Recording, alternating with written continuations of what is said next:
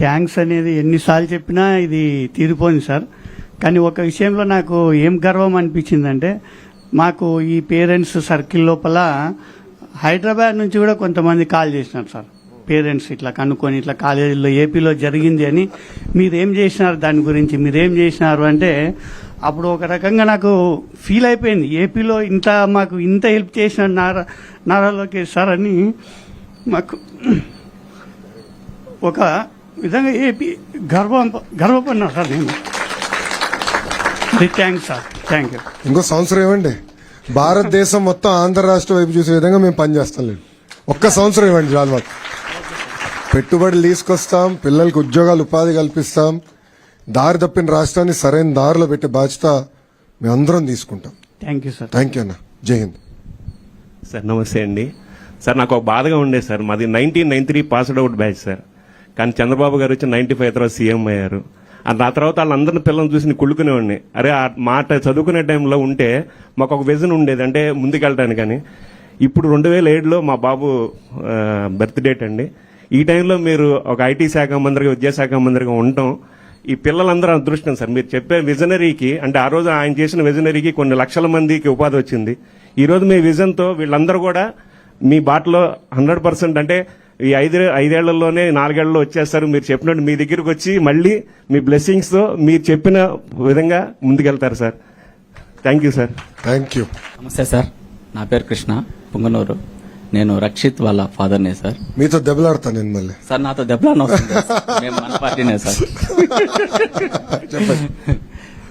మా బాబు పుట్టినప్పుడు డాక్టర్ తీసుకొచ్చి చేతిలో పెట్టంగానే అసలు కాళ్ళు చేతులు కూడా ఆడలేదు సార్. అంత ఇదిగా తలంతా ఎట్లంటే గోధుమ పిండి పిసినట్లు అయిపోయింది. అటువంటి బిడ్డను నా చేతిలో పెట్టేసరికి ఏం చేయాలో దిక్కు తెలియలేదు. వాడిని తర్వాత నేను హాస్పిటల్స్ తిరిగి ఎక్కడా దానికి ఎటువంటి సొల్యూషన్ లేదని తెలిసి ఇంకా అలాగే దాన్ని వదిలేసి ఎక్సర్సైజ్ ద్వారా నిలబడినాడు. వాడి తర్వాత మళ్ళీ వీడి ఇంకొక బిడ్డ పుడితే ఎక్కడ వీడిని చూడలేకపోతాము అని పిల్లలు కూడా చాలా ఏళ్ళు వద్దు అనుకున్నాం మేము, వీడిని చేసుకుంటే చాలు అనేసి అని. కానీ వాడు ఏ రోజు మామూలు కోల్పోనివ్వలేదు. చిన్నప్పటి నుంచి కూడా నీటి తొట్టులో పడినా కానీ ఏదైనా యాక్సిడెంట్ జరిగినా ఆ యాక్సిడెంట్స్లో కూడా వాడే కాపాడతాడు అన్నమాట. అటువంటి వ్యక్తి మా బిడ్డ.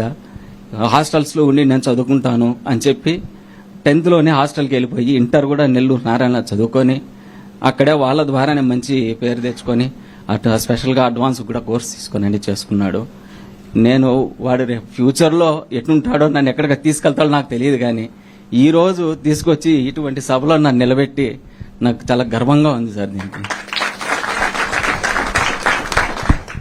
మీరు పడిన కష్టానికి వడ్డీతో సహా చెల్లిస్తారులేండి వీళ్ళందరూ, డోంట్ వరీ. నమస్తే సార్, మా పాప నిష్మిత సార్.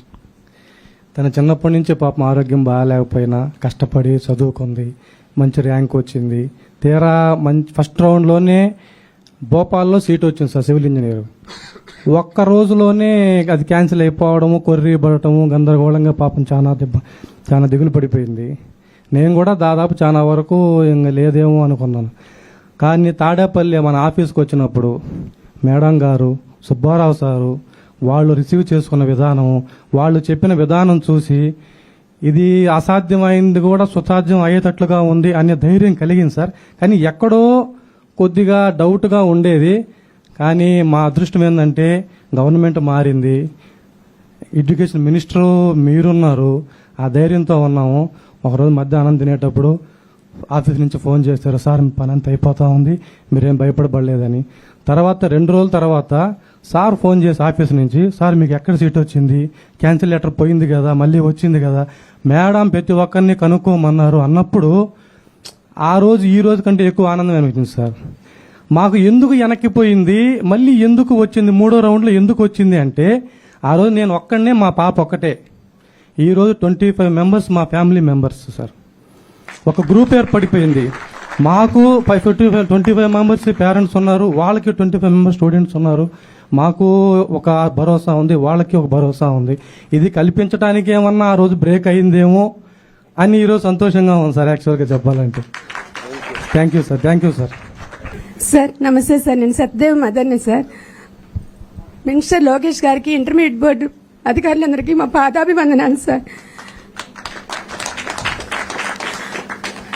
నాకు 4 అబార్షన్లు నాకు బాబు పుట్టాడు సార్. బాబు హెల్త్కి చాలా ప్రాబ్లం అయ్యి చాలా ప్రాబ్లమ్స్ ఫేస్ చేసి మా బాబు మంచిగా చదువుకుని మంచి స్థాయికి వెళ్ళాలని చెప్పని మా స్థాయికి మించి ఐఐటి స్కూల్లో చదివిస్తే మా బాబుకి అడ్వాన్స్లో 170 ర్యాంక్ వచ్చిందని చాలా హ్యాపీ ఫీల్ అయ్యాం.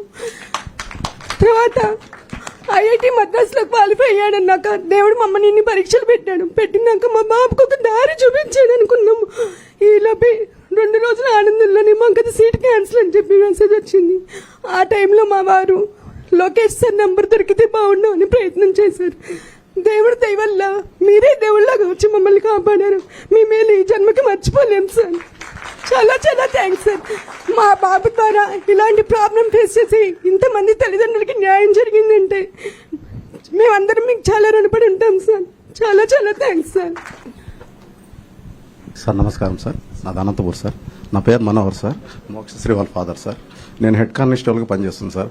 నాన్నగారి హయాంలోనే నేను జాబ్ కొట్టాను సార్. దానికి చాలా ఆనందంగా ఉంది సార్.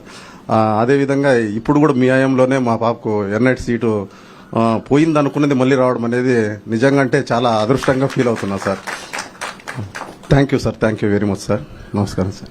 సార్ నమస్తే సార్. మా అబ్బాయి శివభారద్వాజ్ నాయుడు, మాది పరవాడ. ఎన్ఐటి సిల్చార్లో మెకానికల్గా వచ్చింది సీటు. మీకు చాలా చాలా థ్యాంక్ యూ సార్. ఎందుకంటే సీటు పోయిన రోజు మా అబ్బాయి చాలా చాలా ఏడ్చాడు సార్. అమ్మ, దేవుడు మమ్మల్ని ఆల్రెడీ పనిష్ చేశాడు, మళ్ళీ ఇదంతా ఏంటమ్మా, మేము కష్టపడి చదువుకున్నాం కదా, మళ్ళీ ఇప్పుడు కూడా మళ్ళీ మాకు ఈ పనిష్మెంట్ ఏంటమ్మా అని నా వాళ్ళు పడుకొని అడిగాడు సార్. ఆ రోజు నేను వాడికి ఏ సమాధానం చెప్పలేకపోయాను. ఎందుకంటే మా చేతుల్లో ఏమీ లేదు. ప్రిన్సిపల్ దగ్గరికి వెళ్ళాము, చాలా చాలా తిరిగాము, అందరినీ అడిగాము. ప్రిన్సిపల్ సార్ ఏమో రాజమండ్రి బ్రాంచ్లో చాలా 10 మంది ఉన్నారమ్మా, ఆ 10 మందిలో వీళ్ళే ఇదే ప్రాబ్లం ఫేస్ చేస్తున్నారు, ఆ 10 మందిని మీరు కాంటాక్ట్ చేయండి, మీకు ఏదైనా ఆధారం దొరుకుతుంది అని అంటే అప్పుడు అక్కడ సార్ నెంబర్ ఇచ్చారు సార్. అక్కడ మాట్లాడితే ఆ సార్ అన్నారు, ఇలా సార్ దాకా వెళ్ళింది విషయం, సార్ ఆల్రెడీ దీని గురించి మాట్లాడుతున్నారు, 2 రోజుల్లో జీవో పాస్ చేస్తారంట, మీరేమన్నా టెన్షన్ పడకండి అమ్మా, మీకు న్యాయమే జరుగుతుంది అని చెప్పారు సార్. న్యాయమే జరుగుతుంది కానీ అన్యాయం చేయరమ్మా అని చెప్పారు సార్. నిజంగా మీకు పాదాభివందనాలు సార్. మా పిల్లల భవిష్యత్తుకి దేవుడు అన్యాయం చేసినా మీరు న్యాయం చేశారు సార్. నమస్తే సార్. దేవుడు పరీక్ష అమ్మా, దేవుడు పరీక్ష నేను బలంగా నమ్ముతున్నాను. నా పేరు విజయసారథి అండి, మైదారెడ్డి వాళ్ళ ఫాదర్ని, ఒంగోలు. ఈ 10 రోజుల నుంచి మా పిల్లలు పేరెంట్స్ అందరూ చాలా టెన్షన్ పడతా ఉన్నారు సార్. సాల్వ్ అయింది దేవుడి దయ వల్ల, మీ దయ వల్ల. నెక్స్ట్ ఇయర్ పిల్లలకి ఈ ప్రాబ్లం రాకుండా ముందుగానే చేస్తే ఆ పిల్లలు అందరూ హ్యాపీగా ఫీల్ అవుతారు. అందరూ రాయగలరు ఎగ్జామ్, అందరూ 95% వచ్చిన వాళ్ళే అన్ని సబ్జెక్ట్స్, మిగతా సబ్జెక్ట్స్ అన్నింటిలో. నెక్స్ట్ ఇయర్ పిల్లలకి ఈ ప్రాబ్లం రాకుండా ముందుగానే ఏమన్నా చేయగలరండి? 100% చేస్తాం. అదే ఇన్ఫాక్ట్ మీరు మాడుతున్నప్పుడు అదే వచ్చింది నాకు ఆలోచన. తప్పనిసరిగా ఇది ఇన్స్టిట్యూషనలైజ్ చేస్తాం. Thank you sir. ఇంకోసారి ఎవరికి ఇబ్బందులు ఎదుర్కొంటే చేసే బాధ్యత ప్రభుత్వం తీసుకుంటాం. Thank you. ప్రకాశం జిల్లాకు మేము చాలా రుణపడి ఉన్నాం స్వామి. 2019లో కూడా మమ్మల్ని ఆదరించింది, గౌరవించింది జిల్లా విశాఖపట్నం లాగా. చాలా రుణపడి ఉన్నాం ఈ 2 జిల్లాలకు.